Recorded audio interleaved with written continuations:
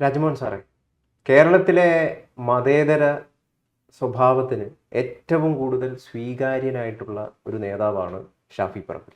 ഭയങ്കരമായ ഓറയുള്ള ഒരു നേതാവാണ്. അതുകൊണ്ട് തന്നെ നമ്മുടെ സംസ്ഥാന രാഷ്ട്രീയത്തിൽ മുഖ്യമന്ത്രി പിണറായി വിജയൻ ഏറ്റവും കൂടുതൽ ഭയപ്പെടുന്ന ഒരു നേതാവ് ആരാണെന്ന് ചോദിച്ചു കഴിഞ്ഞാൽ അത് ഷാഫി പറമ്പിലാണെന്ന് ഒരു സംശയവും കൂടാതെ നമുക്ക് പറയാൻ വേണ്ടി സാധിക്കും. ആ ഷാഫി പറമ്പിലിനെ ഇല്ലാതാക്കാനായിട്ട് കുറേ കാലമായിട്ട് ശ്രമിച്ചുകൊണ്ടിരിക്കുകയാണ്.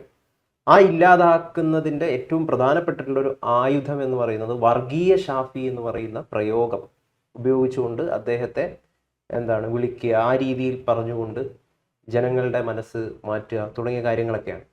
പക്ഷെ ഇതിലൊന്നും ഷാഫി പറമ്പിൽ യഥാർത്ഥത്തിൽ വീഴില്ല. അതിന് പിന്നിൽ ഒരു വലിയ കാരണമുണ്ട്. എന്താണ് ആ കാരണം? ഷാഫി പറമ്പിൽ വീഴാത്തതിൻ്റെ കാരണമല്ല. കേരളത്തിൽ ഷാഫി പറമ്പിൽ കിട്ടിയ ഏറ്റവും വലിയ ഭാഗ്യം ആദ്യം പഠിക്കണം. അതുകൊണ്ടാണ് എല്ലാവരും അസൂയയായിട്ട് ഷാഫിയുടെ പുറകെ വരുന്നത്. ഷാഫി എമർജ് ചെയ്യുന്ന സമയത്ത് ഷാഫിക്ക് ബദലായി വരേണ്ട യൂത്ത് കോൺഗ്രസിലല്ല പറയുന്നത്, കോൺഗ്രസിന് പുറത്തുള്ള CPM-ൻ്റെ യുവജന ലീഡർഷിപ്പ് ഏറ്റവും കൂടുതൽ ഷണ്ടന്മാരുടെ ഒരു പ്രസ്ഥാനമായി മാറി. വെറുതെ മുദ്രാക്കുമ്പോൾ പോലീസുമായിട്ട് തല്ലുണ്ടാക്കുക എന്നുള്ളതിനപ്പുറത്തേക്ക് ഇഷ്യൂ ബേസ്ഡ് സമരം നടത്തി ജനങ്ങളുടെ ശ്രദ്ധ ആകർഷിക്കാൻ പറ്റുന്ന ഒരു പരിപാടി നടത്താനോ അത്ര ഒരു നേതാവോ എവിടെ ഉണ്ടായില്ല, CPM-ലുണ്ടായില്ല. ആ CPM-ൻ്റെ വീക്ക്നെസ് നന്നായി മുതലെടുത്ത ആളാണ് ഷാഫി.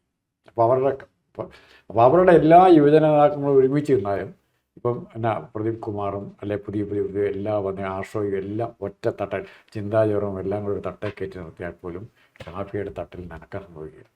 ആ രീതിയിലേക്ക് ഷാഫി വളർന്നു പോയി. ഷാഫിയുടെ തട്ട് താണ് തന്നെ ഇരിക്കും. ഇവരെല്ലാം കൂടെ വിചാരിച്ചാൽ ഈ DYFIയുടെ കൂട്ടത്തിലുള്ള മുഴുവൻ നേതാക്കന്മാരും കൂടെ ഒരുമിച്ച് വിചാരിച്ചാൽ അങ്ങനെ തന്നെ നിൽക്കും.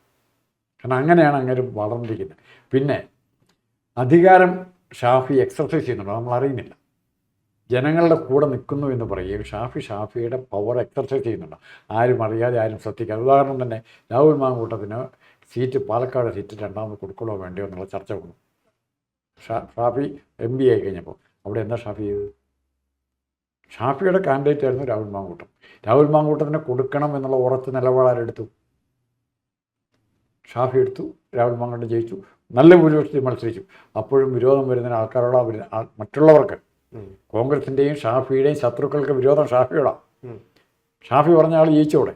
കോൺഗ്രസിലുള്ളവർക്കും അതേ അഭിപ്രായ വ്യത്യാസമുണ്ട്. അവർ വേറെ സ്ഥാനാർത്ഥികളെ പറഞ്ഞിരുന്നു. അപ്പോൾ കോൺഗ്രസ്സുകാർക്കും ഷാഫിയെ പതുക്കെ ഒഴിവാക്കണം എന്നുള്ളൊരു ആഗ്രഹം തോന്നാം. അസൂയുണ്ട്. കോൺഗ്രസിലെ പല നേതാക്കൾക്കും ഷാഫിയോട് അസൂയുണ്ട്. ഒരു അധികാരമോഹത്തിൻ്റെ ഭാഗമാണ് അസൂയ. ഷാഫി ഉണ്ടെങ്കിൽ എനിക്ക് ആ സ്ഥാനം കിട്ടിയല്ലോ, ഇവൻ ചെന്നാൽ വിജയിക്കണമെന്ന് പോലുമില്ല. ഷാഫി അവിടെ ജയിച്ച് MLA ആയി. അധികാരമോഹമായിട്ട് അവിടെ മത്സരിക്കാൻ ചെല്ലുന്നത് ജയിക്കണമെന്ന് പോലുമില്ല. അതുകൊണ്ട് നമ്മൾ മറക്കരുത്. അപ്പോൾ ഇവിടെ ഷാഫിക്ക് കിട്ടിയ ഏറ്റവും വലിയ ഗുണം,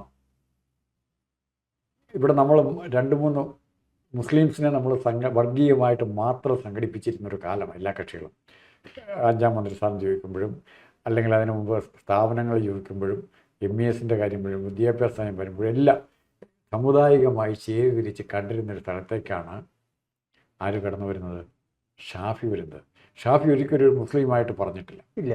എന്നാൽ മുസ്ലിംസിൻ്റെ താല്പര്യങ്ങൾ പ്രൊട്ടക്ട് ചെയ്യേണ്ട ആവശ്യം വരുമ്പോൾ ഷാഫി ഉണ്ട്. തീർച്ചയായും. അതാണ് ഷാഫി. അങ്ങനെ ഷാഫി അല്ല, അത് ചെയ്യണം. താങ്കൾ ആദ്യം ചെയ്യുക തന്നെ വേണം. താങ്കൾ ആദ്യം സൂചിപ്പിച്ച മതേതര സങ്കല്പത്തിന് ആ ലെവലിലേക്ക് വളർന്നു വഴി. പണ്ട് ഉണ്ടായിരുന്നു ഈ ഇതുപോലെ തുടങ്ങിയ വലിയ നേതാക്കന്മാരുണ്ടായിരുന്നു.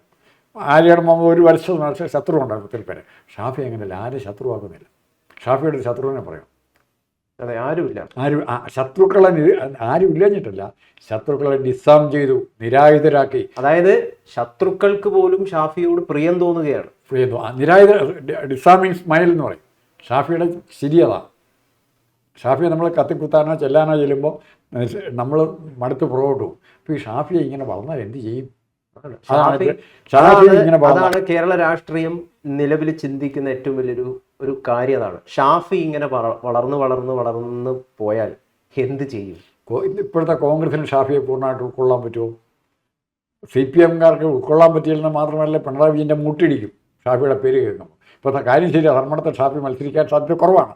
മത്സരിക്കാൻ ഷാഫിയാണ് വരുന്നതെന്ന് പറഞ്ഞാൽ പിണറായി വിജയൻ 2 വട്ടം ആലോചിക്കും, ധർമ്മടത്ത് തന്നെ വേണോ വേണ്ടിയോ എന്ന്. നോക്കിക്കും, ഈ പുറമേ ധൈര്യം പറയും. താങ്കൾ ഇന്നലെ ചോദിച്ചില്ലേ, KC വേണുഗോപാൽ മത്സരിക്കുകയാണെങ്കിൽ ധർമ്മടത്താണ് മത്സരിക്കേണ്ടത്. കേരളത്തിലെ ഏറ്റവും പ്രഗത്ഭനായ കോൺഗ്രസ് നേതാവാണ്. ധർമ്മടത്ത് മത്സരിക്കണം, ഇങ്ങനെ തോപ്പിക്കണം. ഷാഫി ചിലപ്പോൾ മത്സരിച്ച് രണ്ടും നടന്നു വരും. ഇങ്ങനെ വിറയ്ക്കും ഉറപ്പായിട്ടും. അതായത് പിണറായി വിജയൻ എന്ന് പറയുന്ന വൻമരത്തിനെ വീഴ്ത്താൻ, വൻമരല്ല ഈ ആടി നിൽക്കുന്ന വേറെ കറ്റ് വൻമരം എന്നാണല്ലോ പലരും വിശേഷിപ്പിക്കുന്നത്, ആ വൻമരത്തിനെ വീഴ്ത്താനായിട്ട് ഷാഫി പറമ്പിലാണ് യഥാർത്ഥത്തിൽ ഉള്ളതെന്നാണോ? അല്ല, ഷാഫി പറമ്പിൽ അതിന് ഏറ്റവും അപ്രോപ്രിയേറ്റ് കാൻഡിഡേറ്റാണ്. ഷാഫി പറമ്പിൽ കെ മുരളീധരന്മാർ വടകര മത്സരിക്കുന്നു. എത്ര നീചമായിട്ടാണ് ഷാഫി ഇത്. അപ്പോൾ ഇസ്ലാമോഫോബിയ ഉണ്ടാക്കാനുള്ളത് ശൈലജ ടീച്ചർ തന്നെ കരഞ്ഞുകൊണ്ട് പറഞ്ഞില്ലേ, കാഫിർ സ്ക്രീൻഷോട്ട്. അതിനെപ്പറ്റി ഒരു അന്വേഷണം എവിടെ എത്തി കേസ് പറയുന്നുണ്ടോ? ഞാൻ അതാണ് തുടക്കത്തിൽ പറഞ്ഞത്, ഇവരുടെ കയ്യിലുള്ള ആയുധങ്ങളെല്ലാം നിഷ്പ്രഭമായിരിക്കും. അതായത് ഇവർ ഒരുപാട് ആയുധങ്ങൾ ഷാഫിയെ ഇല്ലാതാക്കാനായിട്ട് പ്രയോഗിച്ചു. മൂക്കടിച്ച് പരത്തി. ICU കിടന്നോ? കുറെ കാലം ICU കിടന്നില്ല. വീണ ജോർജ് കിടന്ന പോലെ അല്ല, ഒറിജിനലായിട്ട് ഇടി കിട്ടി. അതെ, ഒറിജിനലായിട്ട് ഇടി കിട്ടി. അപ്പം ഇങ്ങനെയുള്ള പല പല ആയുധങ്ങൾ ഉപയോഗിച്ചിട്ട് ഷാഫിയെ എങ്ങനെ മുറിച്ചു മാറ്റാം അല്ലെങ്കിൽ ഇല്ലാതാക്കാം എന്ന ശ്രമം നടന്നുകൊണ്ടിരിക്കുകയാണ്. അതിപ്പോഴും നടക്കുന്നുണ്ട്. അതിൻ്റെ ഏറ്റവും വലിയ ഒരു സ്പിയർ ഹെഡ് എന്ന് പറയുന്ന ഒരു സാധനം വർഗീയതയാണ്. വർഗീയത ഉപയോഗിച്ചുകൊണ്ട് വർഗീയ ഷാഫി എന്ന പ്രയോഗം നടത്തിക്കൊണ്ട് ഷാഫിയെ തുടരെ തുടരെ അദ്ദേഹത്തിൻ്റെ ഒരു സ്വീകാര്യത, ജനകീയതയുണ്ടല്ലോ, അതെങ്ങനെ കുറയ്ക്കാം എന്നാണ് ഇവർ ശ്രമിച്ചുകൊണ്ടിരിക്കുന്നത്. എല്ലാവർക്കും സാധിക്കുമെങ്കിൽ ഇപ്പോൾ ഷാഫിയെ ഹമാസിന്റെ ഏജന്റായിട്ടും ഹിസ്ബുള്ളയുടെ ഏജന്റായിട്ടൊക്കെ ഷാഫി ചിത്രീകരിക്കും. ഷാഫിക്ക് താലിബാനുമായി ബന്ധം, ഒരുപക്ഷെ ഇത് അടുത്ത് വരുമ്പോൾ ഇങ്ങനെയുള്ള സ്ക്രീൻഷോട്ടൊക്കെ വരാം. ഷാഫി പറഞ്ഞിട്ടാ ഇറാൻ ഇസ്രായേലിനെ ആക്രമിച്ചത്. അങ്ങനെ അല്ല, അത്രയ്ക്കേ ഉള്ളൂ ഇവര്. അത് കേട്ട കൈയടിക്കുകയോ അത് വിശ്വസിക്കുകയോ ചെയ്യുന്ന അണികളാണ് മാർക്സിസ്റ്റ് പാർട്ടിക്കുള്ളത്. ഷാഫി വർഗീയതയാണ്, ഷാഫിയാണ് ഇറാൻ യുദ്ധത്തിന്റെ കാരണം എന്ന് പറഞ്ഞാൽ നാളെ പറഞ്ഞുകൊണ്ട് നടക്കാൻ ചാനൽ ചർച്ചയിൽ വന്ന് അത് തന്നെ വിളമ്പാൻ തയ്യാറുള്ളവരുണ്ടെന്നേ. മറിച്ച് ഷാഫി വേറൊരു തലത്തിലാണ് ഷാഫി കളിക്കുന്നത്. അത് ഇവർക്ക് മനസ്സിലായിട്ടില്ല. അതായത് ഷാഫിക്ക് പുറകിൽ ഒരു വലിയ അജ്ഞാതനുണ്ട്. വലിയല്ല പിണറായി. അത് യഥാർത്ഥത്തിൽ ആരാണത് എന്ന് ഇവർക്ക് ഇതുവരെ മനസ്സിലായിട്ടില്ല. മനസ്സിലാക്കാതിരിക്കലാണ് ഷാഫിയുടെ ശക്തി. ഇവർക്ക് മനസ്സിലാക്കാൻ പറ്റുകയില്ല, അതിനുള്ള കഴിവ് ഇവർക്കില്ല. എന്തുകൊണ്ടൊരു നേതാവ് വളരെ പെട്ടെന്ന് 10 വർഷത്തെ ഗ്യാപ്പ് പോലും ഇല്ല ഷാഫി ഇത്ര നേതാവെന്ന്. 5 വർഷത്തെ ഗ്യാപ്പ് പോലും. ആദ്യം ചാനൽ ചർച്ചകളിൽ വന്ന് ഈ CPM-ന്റെ ചാനൽ മുഖങ്ങളെല്ലാം കൈവാരി തേച്ച് ഒന്നിനും അങ്ങോട്ട് റഹീമിനെ എല്ലാം തിരിച്ചു പോയ ഷാഫി അവിടെ വിജയിക്കാൻ തുടങ്ങിയതാണ്. ആ വിജയത്തിൽ നിന്ന് ഷാഫിക്ക് പുറകോട്ട് നടക്കേണ്ടി വന്നില്ല. ഷാഫി രാഹുൽ മാങ്കൂട്ടത്തെ കൂട്ടുപിടിക്കുമ്പം അതിന് വലിയ അർത്ഥങ്ങളുണ്ട്. അത് പിണറായി വിജയനൊക്കെ മനസ്സിലാക്കി വരുമ്പോഴത്തേക്ക് അവരങ്ങ് വളർന്നു കഴിഞ്ഞു. ഇത്രയും പ്രശ്നങ്ങളുണ്ടായിട്ടും മാങ്കൂട്ടത്തെ തൊടാൻ പറ്റിയിട്ടുണ്ട്. മാങ്കൂട്ടം ഭാഗ്യവാനാണ്. ഇപ്പോൾ ഗണേശ് അതിന് മുമ്പ് വടിയുണ്ട കൊടുത്തു, മാങ്കൂട്ടത്തിന് ഒന്നുകൂടെ രക്ഷപ്പെടാം. അപ്പോൾ ഇങ്ങനെ വരുമ്പം ഷാഫി പറമ്പിൽ എന്നുള്ള പേര് ശ്രദ്ധിക്കണം. ഷാഫി പറമ്പിൽ ഒരു മുസ്ലിം മുഖം നേതാവ് കോൺഗ്രസ്സിന് ആര്യാട് മുഹമ്മദിന് ശേഷം ഉണ്ടായിട്ട് നാളുറയായി. ആര്യാട് മുഹമ്മദ് ലാസ്റ്റ് ഉണ്ടായത്. അപ്പോൾ ആ ലീഡർഷിപ്പ് അവിടെ മുസ്ലിമായിട്ടല്ല ഷാഫി അത് നടത്തുന്നത്, കോൺഗ്രസിൻ്റെ നേതാവായിട്ടാണ്. അപ്പോൾ സാധാരണഗതി ഇത്രയും അഖിലേന്ത്യാ തലത്തിൽ അല്ലെങ്കിൽ കേരളത്തിൻ്റെ തലത്തിൽ ഇത്രയും വളരാൻ സാധ്യതയുള്ളൊരു സ്വയം സമുദായത്തിൽപ്പെട്ട ഒരാളെന്നുള്ളതിൽ മുസ്ലിംസിലെ മര്യാദക്കാർ, തനി വർഗീയവാദികളല്ലാത്തവരെല്ലാം ആരെ സപ്പോർട്ട് ചെയ്യും? ഷാഫിയെ സപ്പോർട്ട് ചെയ്യും. അത് തന്നെയാണ് ആരുടെ അണികൾ CPM-നെ കൊടുക്കുന്നു, കുറേ വോട്ട് കൊടുക്കുന്നവർ അങ്ങനെയുള്ളത്. അതായത് ഷാഫിക്ക് നിരവധി ശത്രുക്കളുണ്ട്.